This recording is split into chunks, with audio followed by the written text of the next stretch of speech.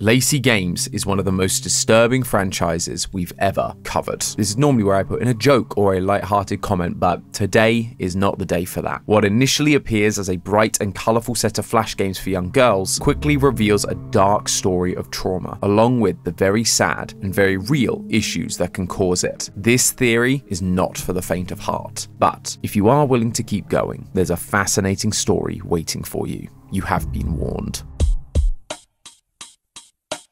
Hello Internet, welcome to Game Theory, the show that really misses good old-fashioned flash games. Nothing can scratch that nostalgic itch quite like going back through Newgrounds and finding that game you used to play almost 20 years ago. But clearly I'm not the only one feeling nostalgic for this era of gaming, because recently a new YouTube series has popped up from the YouTuber Ghost Tundra about an old flash series that no one has heard of, Lacey Games. The reason no one has heard of it? Well, because it never really existed. Yeah, this is a Petscop situation, where we follow the Let's Plays of a user as they document an old series of flash games from their childhood. Except, these aren't real games. Despite what you may have seen YouTubers playing online, the only true versions that exist are on Ghost Tundra's channel as part of this series. Why are we talking about a YouTube series here on Game Theory rather than Film Theory? Maybe if Lee wasn't so busy stealing my stuff, then I wouldn't have to steal this from him. Oh, what's that? I couldn't hear you over all these great video game movies. This series is also about games, whether they're real or not, so it does feel like it fits here on Game Theory. Though, as you can probably guess, not all is as it seems. Initially, it's just a series of simulator games that would belong on any Flash website, things like dress-up sims, cooking sims, pet grooming sims, and makeup sims. But when the video's uploader digs around the Lacey Games site, they discover some disturbing secrets hidden within these seemingly innocent games. Creepy characters hiding in darkness, cryptic messages flashing between frames, and disturbing visuals of Lacey taking her own life. What the heck is going on with this game designed for kids? Is this some weird demonic spirit possessing the game? Or a video game character come to life? No. In fact, the weirdest part of all of this is exactly how the developer intended these games to be. They made these games as a warning. So let's turn our clocks back to 2009, Theorists, because we are going to piece together all the hidden clues to figure out what the heck is happening inside Lacey Games, and whether there is anything we can do to save both Lacey and its developer. The series begins with the game Lacey's Wardrobe, which starts as a wholesome dress-up sim where the player prepares Lacey for her cute date, trying on different combinations of tops and shoes. Honestly, I'm kinda digging these looks. They're the perfect level of 2000s adorable, though it doesn't take long for these things to take an unsettling turn. As the player completes outfits for Lacey, a figure stalking her in the distance gets closer and closer and closer. He leaves threatening voicemails, sends her gory presents, and ultimately gets hold of her. Now, normally at this point, you'd expect that the character is trapped in a basement somewhere and that you have to escape or something, but not Lacey. The results here are much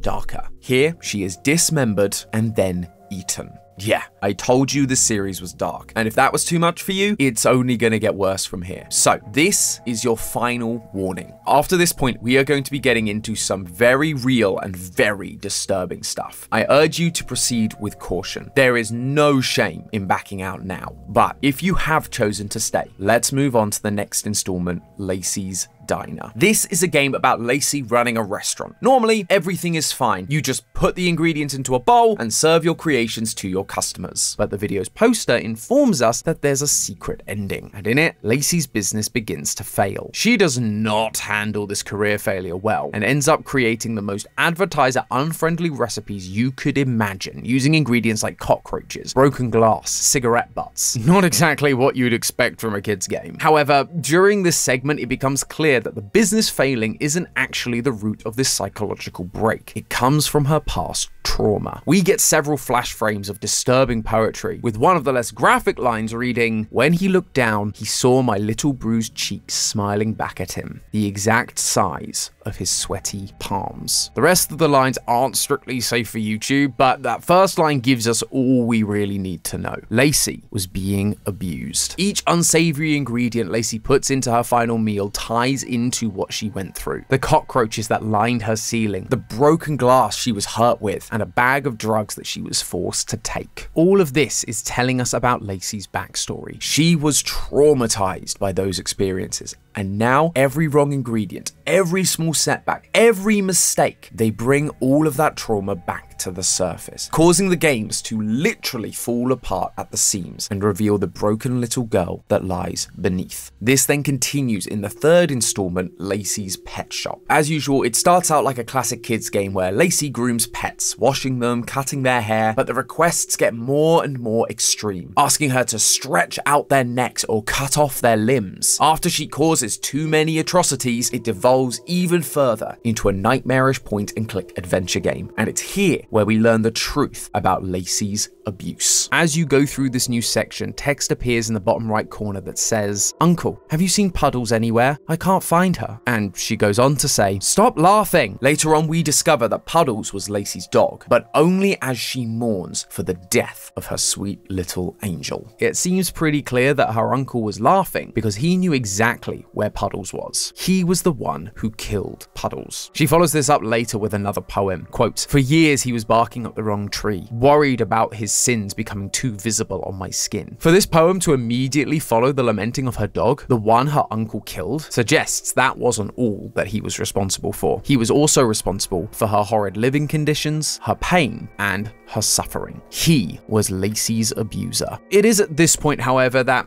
we begin to see something shift. While she mourns her dog, she defiantly states, "You can hurt me all you like, but weren't allowed to take it away from me. I will let you rot." Her dog being killed was the final straw, causing something to snap inside Lacey. And when she enters the next room, she tells us this: "And when he turned his back, I was the dog that bit his neck." Then, suddenly, she wakes up back in the world of sunshine and rainbows. It was all just a nightmare, except there's a corpse peering out from under her bed. Lacey finally took revenge on the man who caused her so much pain, killing him in a burst of rage, leaving his corpse to rot beneath her. However, at the end of this video, there's one final detail that changes everything we've seen so far. At the beginning and end of the video, we hear audio recordings from a character called Grace Assop. She is one of the founders of LaceyGames.com. But during her final recording, we hear her say this: "I only then realized the other co-founder, Rocio, was hiding a lot of things from me." Now, if you've not been going through this series frame by frame like I have, that likely doesn't mean anything to you. But we saw this name appear during Lacey's diner. In the disturbing ingredients section, once you place the drugs into the mixing bowl, the game cuts to an image of a drug fact sheet, and on it is Rocio's name. In the next video, titled The Disturbing Rabbit Hole of LaceyGames.com, we hear an interview between Grace and a new character, Charlie, the person who has been uploading these Let's Plays. Grace informs us that while she was in charge of managing the website, Rocio was the game's designer and was responsible for inserting all the concerning content. Her inserting her own name like this on something so realistic and horrifying can only really mean one thing. The poem of abuse, these ingredients, these aren't from Lacey's backstory. They're from Rocio's. In Pet Shop, we see more confirmation of this, with the video cutting to real footage from Rocio's perspective, and it follows the events we saw Lacey describing about killing her uncle. Despite the sunshine and rainbows, the darkness didn't go away. Quote, "It's been days, but I just can't leave. He's still under the bed. He'll look at me." Rocio was lying in bed for days after she killed him, with his corpse just lying underneath her. She was too paralyzed by his influence even after his death to allow herself to leave. This inaction matches a scene earlier in Pet Shop where Lacey crawls into a cage, knowing it's bad for her, but feeling comfort in its familiarity. All Rocio knew was abuse. It's why it took the death of Puddles to break free from it, and took her a while to build the confidence to leave that part of her life behind. It's here that the live-action Rocio dreams of her future in cartoony thought bubbles. It's here, when Rocio sits in bed with her uncle dead beneath her, that the idea of Lacey was born. A happy girl with dreams and aspirations, one who could do things she was never allowed to do, like go shopping or buy CDs of her favorite songs. This is why Ghost Hunter used mixed mediums in this scene, setting up a juxtaposition between the grim, unlit reality of Rocio and the bright future of Lacey. But if Rocio went on to create Lacey Games to play out her dreams, to be the perfect, bright and happy character unburdened by her past trauma, how, and more importantly, why, did they turn into the disturbing messes that we've been seeing? Charlie even makes the comment that the website isn't the same as she remembers, which tells me that these games may not have always been like this. That they likely started off as good and wholesome to reflect the ideal world Rocio wanted to live in, only for something to bring her crashing back down to reality. And And thanks to that final video, we know exactly what that something was. We're told by Grace during the rabbit hole video that the site was getting hate mail from parents who thought that one of the characters, Lacey's tomboy skater friend Jay, was a bad influence on their daughters.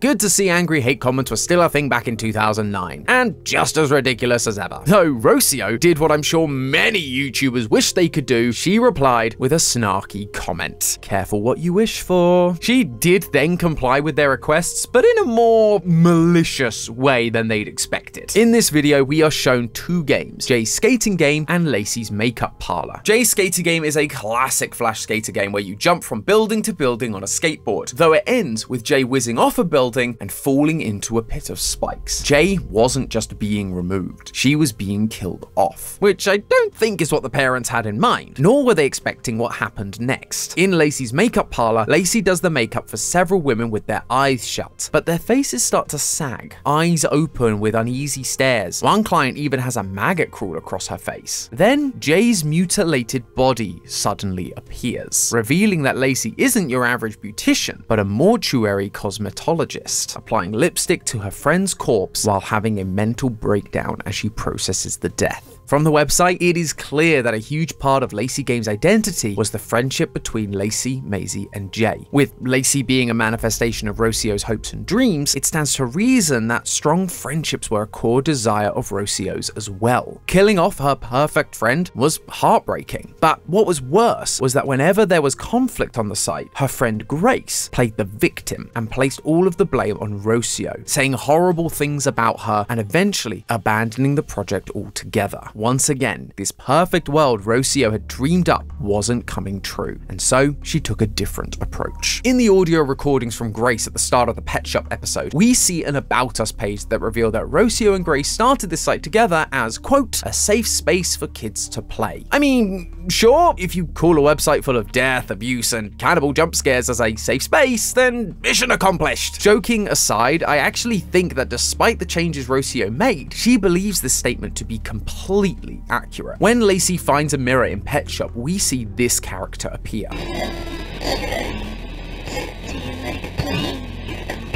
The mirror shows this as a reflection of Lacey, the real Lacey, Rocio, and she's breaking the fourth wall, speaking directly to the children playing her game. She goes on to say, I made lots of games for you, but with none of those lies. This isn't the first time lies has been mentioned in the series either. During Lacey's diner, one of the many flash frames reveals a poem like you'd expect, although this one isn't about her uncle. Instead it reads, they used to teach kids such perverse little bizarre lies that they passed as truth. That is a bit of a mysterious statement, however, within the context of Lacey's diner, it makes perfect sense. To get this poem, Charlie had to go down the hidden bad route, which leads to Lacey's business failing. The themes of this bad ending are all about the weight of failure, and the inability to handle the pressure required to succeed. Contrast this with the good ending, or any traditional children's media for that matter. They don't have realistic depictions of failure. Is your dream to run a successful diner? Well, your dreams are achievable with a few easy clicks of a mouse. Charlie even notes that to unlock this hidden ending, you have to run down a timer that's longer than anyone would need for this simple task. The threat of failure is more of a vague illusion to make a child's inevitable victory all the more sweeter. This is what Rocio meant about Lacey Games being a safe space. The lies Rocio is taking issue with here are the sugar-coated messages children are told. Morals that say life is easy if you follow your dreams, that good people prevail, and that everything will be okay in the end. These are the lies she was taught growing up. But reality proved it all to be false, and so she wouldn't sugarcoat things. She would tell it like it is in order to protect other little girls from going through what she did. Jay's skating game is about how recklessness can spin out of control and lead to fatality. Pet Shop is about the fragile morality of pets and how it's selfish to treat them as accessories. Makeup Parlor is about the expectation for women to look attractive no matter what their struggles. And Wardrobe is about how dangerous men will prey on girls no matter what they wear. In Rocio's mind, she was keeping the kids safe. It's just that her methods for safety aren't the same as yours or mine. They're twisted to extremes by her own tragic experiences, causing everyone around her to run away in fear. To the point that when Charlie mentions Rocio has been missing since 2010 and that they need to find her, Grace responds with, I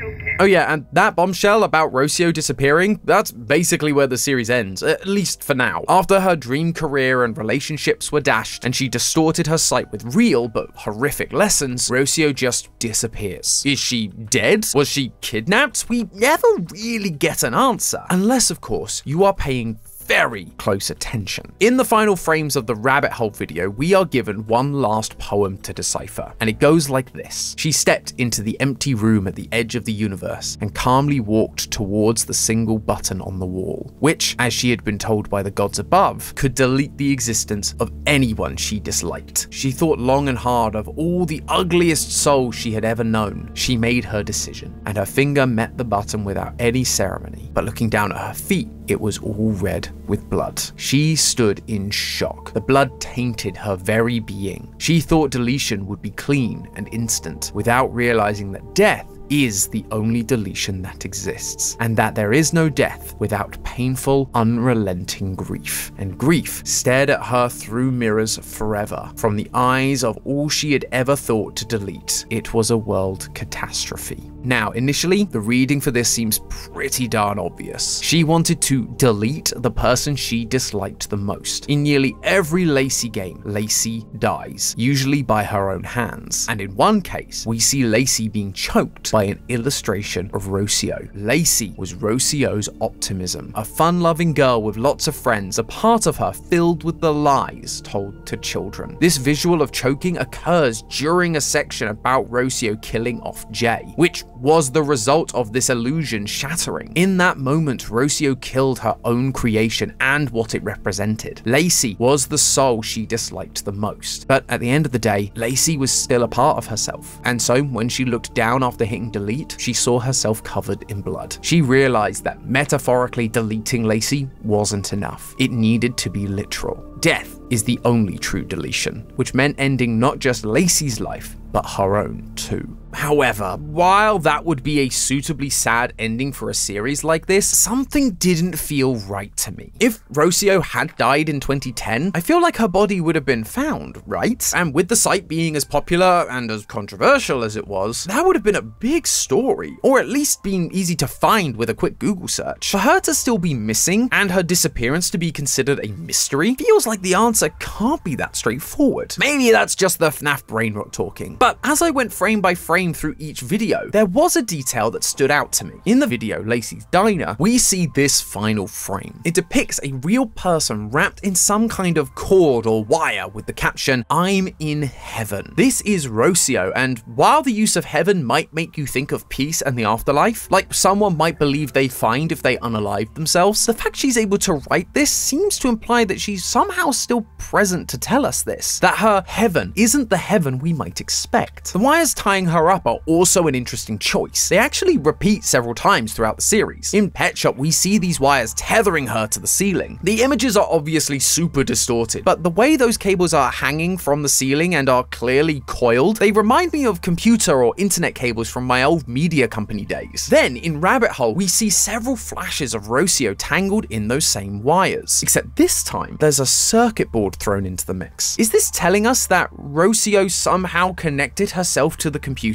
That her afterlife is inside Lacey Games? I know, it sounds far-fetched. Why would this game grounded in gritty, disturbing realism suddenly take a supernatural turn? Believe me, I get it, but hear me out. Right at the end of Pet Shop, Grace mentions that Rocio is likely dead. But when she does, we suddenly see a face appear in the screen with the word hello. This feels like Rocio showing us she isn't dead, but alive and able to respond to things said about her. We see the same thing play out in the Rabbit Hole video. In it, there's a moment where the screen cuts to a bunch of eyeballs looking around. Then the video of Charlie and Grace pops back up, only this time it's inverted. Like it's from the reverse point of view, like someone within the computer looking out. As Grace speaks and drops her not very friend-like opinions about Rocio, the screen once again begins to glitch out. It's reacting to what she's saying. Blood appears on the video window and the same face appears. Rocio is watching everything from inside the games. That's why why no one has been able to find her for 14 years. She's stuck somewhere no one can reach her. Deleting herself didn't mean ending her life, just ending her existence in the physical world. And now she is inside her own creation. But hope is not lost for Rocio. When Lacey first enters the digital nightmare space in Petscop, she is confronted by Skellicat. Skellicat's whole thing is that she's a rude gatekeeper, saying, "I've been hurt, so I will hurt others." This is exactly how Rocio has operated throughout the series. She was hurt by angry parents, by her friend Grace, and so she went on to hurt other people. However, Skellicat isn't a lost cause. Lacey's able to brighten her mood by returning her skin, which allows the player to proceed. She undoes the hurt that Skellicat has been through. So how do we metaphorically return Rocio's skin? How do we help make up for the hurt she suffered? That, I believe, will come down to Grace and Charlie. Charlie is a fan of the site and can make up for all those old criticisms by showing appreciation for Rocio's work. She's sharing it online with theorists like us, and we always appreciate games like this. Charlie even says that Jay, the controversial member of the group, is her favorite character. As for Grace, Rocio is clearly listening out for her words specifically. All Grace needs to do is look inward and show this digital Rocio the kindness she should have offered her back when they were partners. Those small actions are all it's gonna take to save Rocio. At the very least, I think we can all take away an important lesson from Rocio's story. Behind all the content we consume, be it games, social media, or YouTube, there's a person on the other side of that screen. Someone who just wanted to bring some joy to people in a world full of hate. You have no idea what they've been through, what they're going through. Your words have more impact than you realize. Let's encourage that optimism and creative passion, instead of encouraging people to destroy it. But hey, that's just a theory. A game theory! Thanks for watching. And if you like theories about souls trapped inside machines, why not check out our video on the horrible fate of Mr. Tomatoes and Miss Lemons. Welcome to the Matrix, theorists.